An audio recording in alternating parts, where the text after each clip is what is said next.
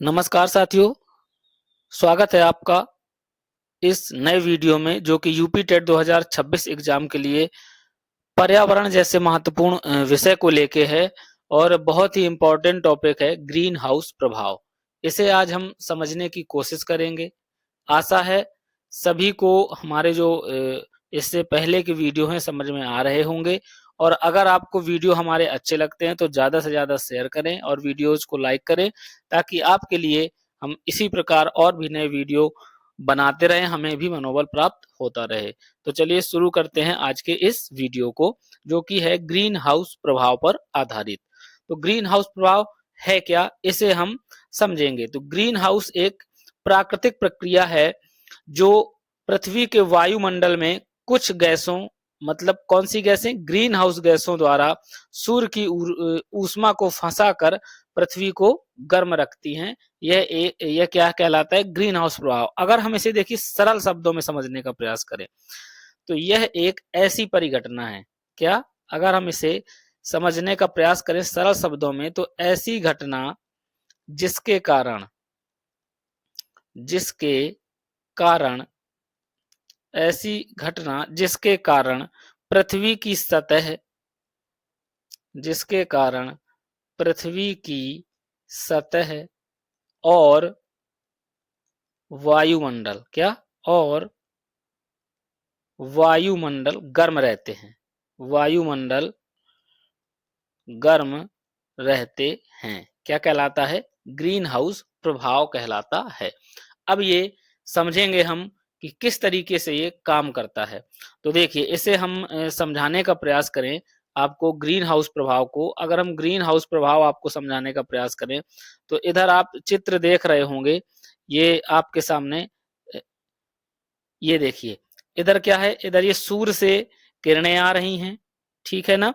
कहाँ, हमारी पृथ्वी पर। कहाँ आ रही हैं, हमारी पृथ्वी पर ये सूर्य से किरणें आ रही हैं।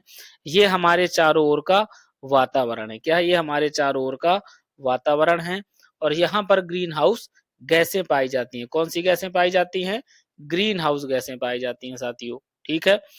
तो जो ये सूर्य से आने वाली किरणें हैं जब ये परावर्तित होती हैं तो इन्हीं ग्रीन हाउस गैसों से टकरा जाती हैं। किससे, इन्हीं ग्रीन हाउस गैसों से जब टकरा जाती हैं तो ये वातावरण से बाहर नहीं जा पाती, ठीक है ना। कहाँ से, हमारे आसपास का जो वातावरण है इससे बाहर नहीं जा पाती हैं, जिसकी वजह से क्या होता है, हमारा वातावरण गर्म बना रहता है। यही घटना कहलाती है ग्रीन हाउस प्रभाव, ठीक है। और इसमें जो गैसें काम करती हैं वो कौन सी गैसें कहलाती हैं, ग्रीन हाउस गैसें। कौन सी गैसें, ग्रीन हाउस गैसें कहलाती हैं, जो गैसें इसमें काम करती हैं। इसमें ग्रीन हाउस गैसें सूर्य की ऊष्मा का अवशोषण कर लेती हैं। क्या होता है, सूर्य की ऊष्मा अवशोषित कर ली जाती है, किसके द्वारा, ग्रीन हाउस गैसों के द्वारा। सूर्य की ऊष्मा का अवशोषण हो जाता है। क्या हो जाता है, सूर्य की ऊष्मा का अवशोषण हो जाता है, जिसकी वजह से हमारे चारों तरफ का वातावरण गर्म बना रहता है, गर्म बना रहता है। अब हम समझेंगे कि ग्रीन हाउस गैसें हैं कौन कौन सी, ठीक है। इन्हें हम समझने का प्रयास करेंगे। अगर हम ग्रीन हाउस गैसों को समझेंगे तो इधर हम देखेंगे प्रमुख ग्रीन हाउस गैसें। आप देख रहे हैं ये है प्रमुख ग्रीन हाउस गैसें। तो इसमें सबसे पहली जो ग्रीन हाउस गैस है ये क्या है, CO2। कौन सी है, CO2, जैसे हम कार्बन डाई ऑक्साइड भी कहते हैं। क्या कहते हैं, कार्बन डाई ऑक्साइड। CO2 को हम कहते हैं कार्बन डाई ऑक्साइड, ठीक है ना। और इसका जो रासायनिक सूत्र होता है वो CO2 होता है। तो ये कहाँ से, जीवाश्म ईंधन से, ठीक है। अगर जीवाश्म ईंधन को हम जलाएंगे तो ये CO2 उत्पन्न होगी। वनों की कटाई से भी CO2 उत्पन्न होगी। और एक चीज और है, CO2 किसका कारण है, ग्लोबल वार्मिंग का कारण है। ग्लोबल वार्मिंग का भी ये एक कारण है, वैश्विक तापन जिसे कहते हैं इसका भी कारण है। इसी की वजह से ग्लोबल वार्मिंग भी हो रही है, जिसकी वजह से ग्लेशियर वगैरह पिघल रहे हैं। तो ये CO2 एक प्रमुख ग्रीन हाउस गैस है। इसके बाद दूसरी गैस है CH4। क्या है, CH4 जिसे हम मेथेन गैस कहते हैं। क्या कहते हैं? इसका नाम है मेथेन। मेथेन गैस है और इसका फॉर्मूला है CH4। ये कैसे? तो ये पशुपालन, ठीक है, धान के खेत और लैंडफिल से होती है। ठीक है, ये आप समझ रहे होंगे कि CH4 कहाँ से उत्पन्न होती है? धान के खेतों से। और पशुपालन में जैसे गोबर निकलता है वो, तो उसे हम फेंक देते हैं तो उससे भी CH4 निकलती है। फिर इसके बाद जो तीसरी है तो वो है N2O। क्या है? N2O, nitrous oxide. क्या है? Nitrous oxide. इसका नाम है नाइट्रस ऑक्साइड। ये भी एक ग्रीन हाउस गैस है, तो ये हमें याद रखना है। जो कि कहाँ से निकलती है? कृषि उर्वरक।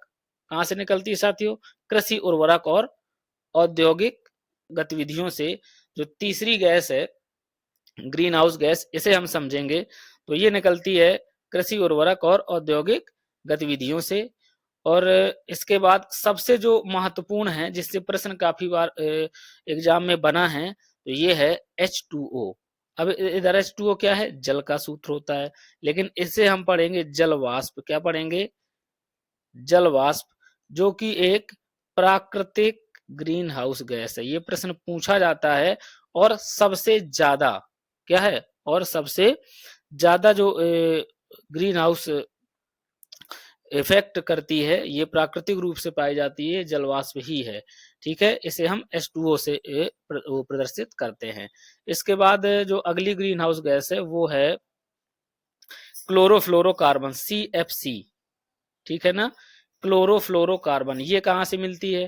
तो घरों में हम अपने एयर कंडीशनर AC यूज करते हैं, रेफ्रिजरेटर यूज करते हैं, तो जो इनको जब हम चलाते हैं तो इनसे कौन सी गैस उत्पन्न होती है? CFC, क्लोरोफ्लोरोकार्बन इसका फुल फॉर्म होता है। कभी कभी पूछ लिया जाता है कि CFC का फुल फॉर्म क्या है, तो इसे हम याद रखते हैं। और ये भी ग्रीन हाउस गैस है। और जो ये CFC होता है, ये ओजोन क्षरण के लिए भी उत्तरदायी है। मतलब ओजोन गैस जो होती है, जो सूर्य से आने वाली पराबैंगनी किरणों से हमारी रक्षा करती है, उसके क्षरण के लिए भी उत्तरदायी है। तो हमें AC और फ्रिज का उपयोग किस प्रकार करना है आपको समझ में आ रहा होगा। इसके बाद जमीनी स्तर और शहरी प्रदूषण। ठीक है, जमीनी स्तर और शहरी प्रदूषण से ये प्रभावित होती है, लिखा हुआ है। इसके बाद कार्बन मोनोऑक्साइड, एक गैस और कौन सी है? Carbon monoxide.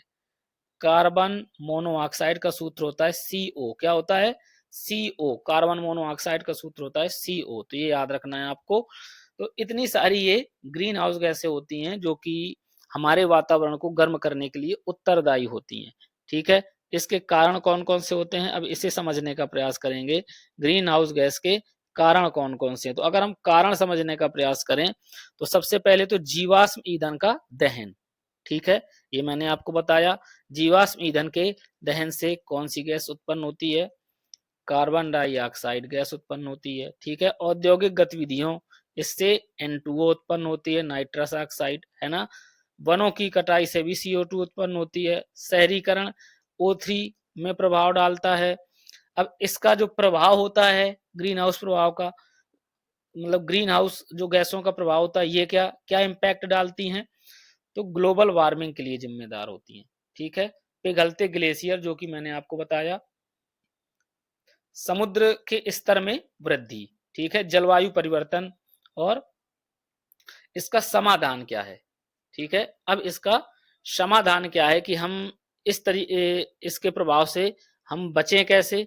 तो इसके प्रभाव से बचने के लिए जो समाधान है वो हम आपको समझाने का प्रयास करेंगे। तो सबसे पहले नवीकरणीय ऊर्जा का उपयोग हमें करना है। क्या करना है? नवीकरणीय ऊर्जा का उपयोग। ठीक है, जैसे सौर ऊर्जा, पवन ऊर्जा, जल ऊर्जा। ठीक है, इस तरीके से ऊर्जा की बचत करनी है, पेड़ लगाना है अधिक से अधिक, और वनों को कटने से रोकना है, मतलब वनों को और हमें बढ़ावा देना है। ठीक है, और प्रदूषण कम करना है। और अगर हम कोई चीज यूज करते हैं तो इस तरीके की यूज करें कि हम उसका पुनर्चक्रण कर सकें। ठीक है, पुनर्चक्रण मतलब रिसाइकिल कर सकें अगर हम, तो ऐसी चीज यूज करें तो वो हमारे लिए और भी ज्यादा लाभकारी है। तो ये था ग्रीन हाउस प्रभाव। और इसको ग्रीन हाउस प्रभाव को अगर हम समझेंगे तो साथियों, ग्रीन हाउस प्रभाव ठंडे प्रदेशों में प्रयोग किया जाता है। इसका कैसे?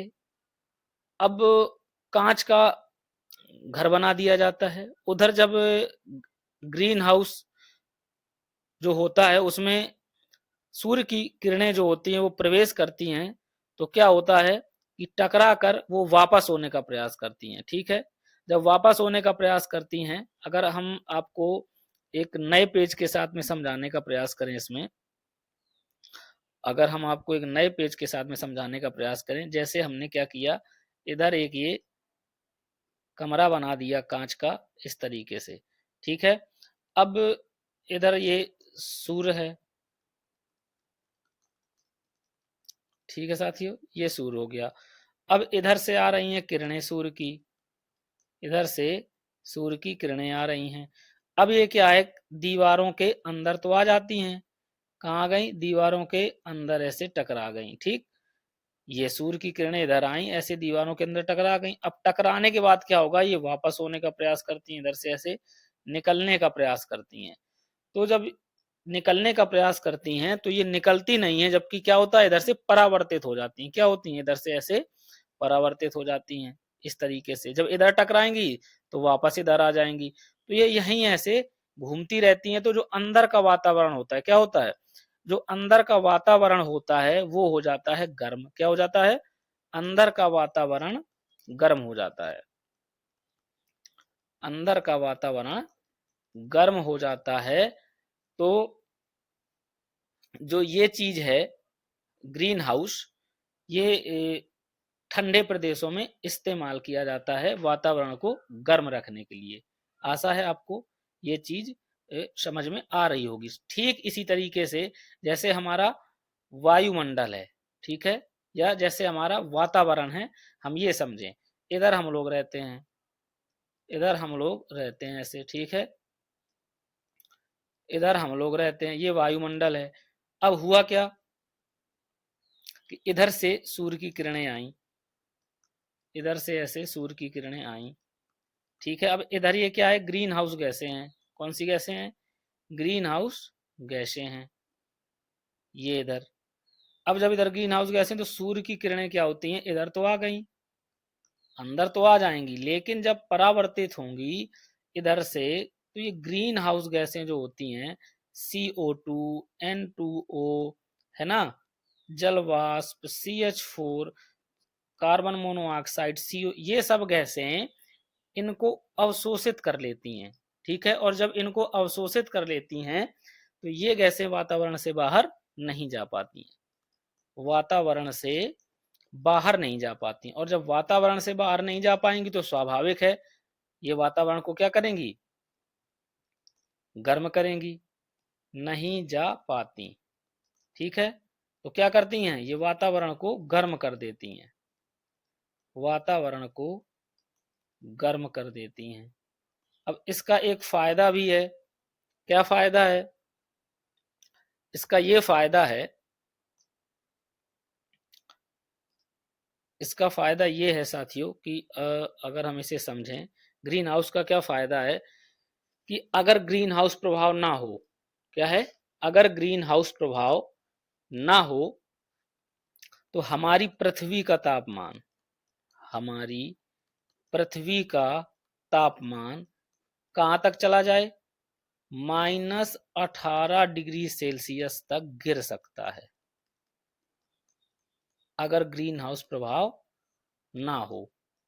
और अगर -18 डिग्री सेल्सियस तक तापमान गिर जाएगा तो फिर जीवन जीने में क्या होगी, कठिनाई होगी, जीवन जीने में कठिनाई होगी। तो ये चीज हमें याद रखनी है। ठीक है ना, तो ये पृथ्वी के तापमान को संतुलित भी करता है। क्या करता है, पृथ्वी के तापमान को या पृथ्वी के ताप को संतुलित करने का काम करता है, संतुलित करने का कार्य करता है। तो ग्रीन हाउस इफेक्ट का कुछ फायदा भी है और कुछ नुकसान भी है। तो हमने आपको फायदे भी बताए और नुकसान भी बताए। तो ये चीज हमने आपको समझाने का प्रयास किया। आशा है सभी को ग्रीन हाउस प्रभाव समझ में आया होगा। और अगर आपको वीडियो अच्छा लगता है तो सभी लोग वीडियो को लाइक करें, शेयर करें और चैनल को सब्सक्राइब भी करें। ठीक है, इसी प्रकार के वीडियो आपके लिए हम लाते रहेंगे। तब तक के लिए नमस्कार। सभी लोग अपना ध्यान रखें और अपनी तैयारी को बनाए रखें। धन्यवाद।